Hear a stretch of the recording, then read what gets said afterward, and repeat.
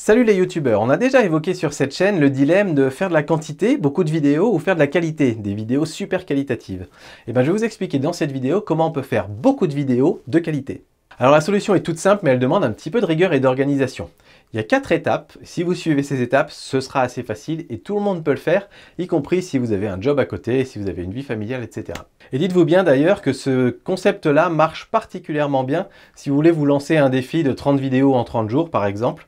Il y a des défis 30 vidéos en 30 jours qui ne marchent pas, qui n'aident pas la chaîne à se développer, il y en a d'autres qui marchent très très bien.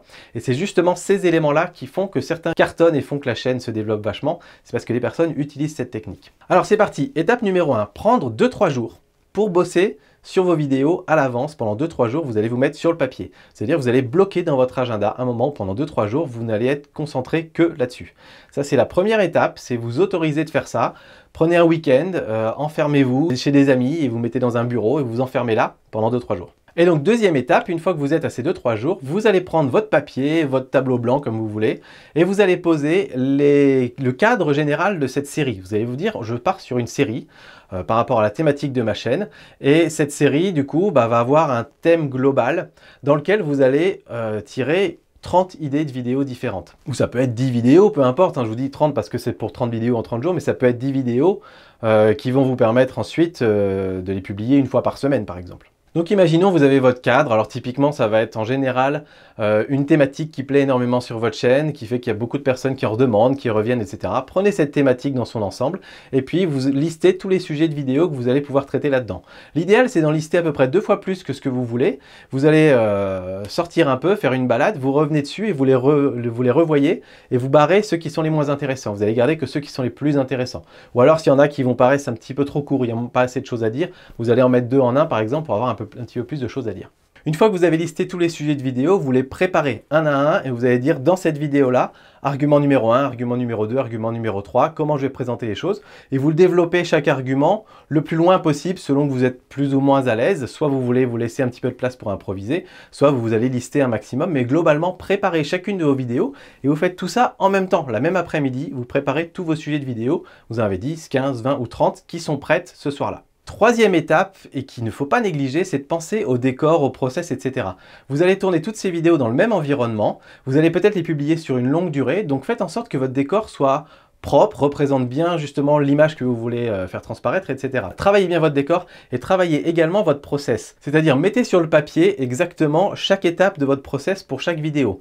C'est-à-dire, je sais que chaque vidéo, je vais me mettre dans telle pièce, je vais allumer ma caméra, je vais parler dessus ou avec un prompteur ou sans prompteur, etc. Puis ensuite, je vais prendre les fichiers, je vais les mettre sur de la carte SD, je vais les mettre sur l'ordinateur. Dans l'ordinateur, je vais les classer dans tel dossier. Voilà, profitez-en pour optimiser tous vos process parce qu'en fait, c'est ça la difficulté, c'est qu'habituellement, quand on fait une vidéo à la fois, il y a plein de choses qui ne sont pas optimisées. Mais comme on se dit, oh, c'est qu'une vidéo, je suis pressé de la sortir, on passe à côté. On se dit, bah tant pis, je peux aller chercher mon fichier qui est là-bas dans mon disque dur, celui-là qui est là-bas.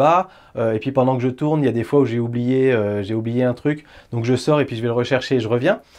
Alors que quand on y pense à l'avance, et quand on se dit qu'on décompose chaque étape et on se dit chaque fois que je fais une vidéo, j'ai ça à faire, ça, ça, ça, ça et ça. À la limite, faites-vous une checklist matérielle, une checklist de tout ce à quoi vous devez penser. Et ben, une fois que vous avez théorisé tout ça, ça va être beaucoup plus facile de tourner vos vidéos, vous allez pouvoir les tourner tout ensemble. Et enfin, la dernière étape, évidemment, vous vous en doutez, c'est de tout tourner en batch, c'est-à-dire tout tourner d'un seul coup. C'est-à-dire vous allez vous prendre une après-midi entière et pendant cet après-midi, vous allez tourner 10, 15 épisodes, les uns à la suite des autres, vous allez les enchaîner, vous pourrez faire une petite pause à un moment ou à un autre.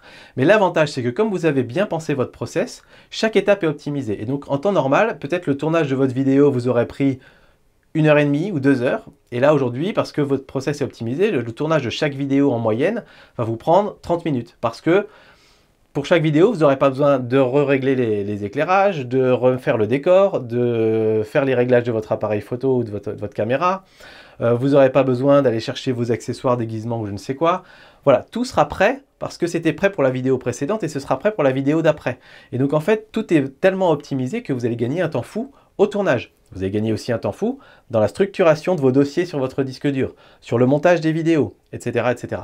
Et c'est ça l'avantage et c'est ça qui va vous permettre de tourner à peu près 2 ou 3 fois plus de vidéos qu'en temps normal parce que vous vous serez organisé et que vous aurez optimisé tout votre process. Donc voilà, si on résume, bloquez-vous 2 jours dans votre agenda.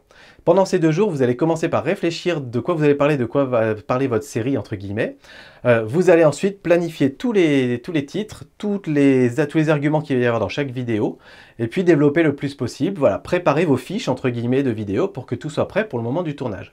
Ensuite, vous allez réfléchir votre décor. Arrangez-le, faites-le aussi beau que vous le voulez parce que comme vous allez le préparer pour 10, 15, 20 ou 30 vidéos, ça vaut le coup d'y passer un petit peu de temps.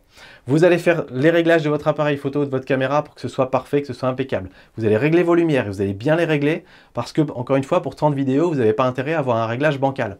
Et donc, faites tout ça ensemble. Vous allez travailler votre process, c'est-à-dire de quelle manière vous allez tourner vos vidéos, comment vous allez gérer les plans B par exemple. Si vous faites souvent du face caméra mais que vous rajoutez des plans B, tournez tous les plans B d'un seul coup et faites tous les face cam en même temps. La façon dont vous gérez vos fichiers sur votre ordinateur, dont vous gérez vos montages. S'il faut par exemple rajouter des transitions que vous voulez créer, vous avez créé la transition pour la première vidéo, vous pouvez la réutiliser sur toutes les autres. Tout ça va faire au final que vous allez réussir à faire grimper la qualité de vos vidéos tout en produisant beaucoup, et c'est ça le secret. Par contre, encore une fois, comme je vous dis, il ne faut pas être à l'arrache, il ne faut pas être en urgence à vous dire « Ouh là là, j'ai une vidéo à poster pour après-demain, il faut vite que je trouve un sujet et que je la tourne ». Il faut réussir à être un petit peu en avance, et donc pour ça, je vous conseille, si vous êtes un petit peu à l'arrache comme moi, de faire les choses progressivement et pas de vous dire tout de suite je vais tourner 30 vidéos d'un coup, mais de vous dire je vais essayer d'avoir 2-3 vidéos d'avance, d'avoir 2 semaines d'avance, 3 semaines d'avance. Et une fois que vous aurez 2-3 semaines d'avance, vous pourrez en tourner plus pour ensuite avoir 4-5 semaines, 1 mois, 2 mois d'avance, et après vous êtes libéré. Voilà, donc voilà un petit peu le conseil du jour. Je vais essayer de l'appliquer de plus en plus sur cette chaîne. J'espère que vous l'appliquerez aussi parce que je pense que c'est une bonne astuce. Dites-moi un peu ce que vous en pensez, comment vous procédez, c'est quoi votre process vous pour vos vidéos. Et puis je vous dis à très bientôt. Salut les youtubeurs.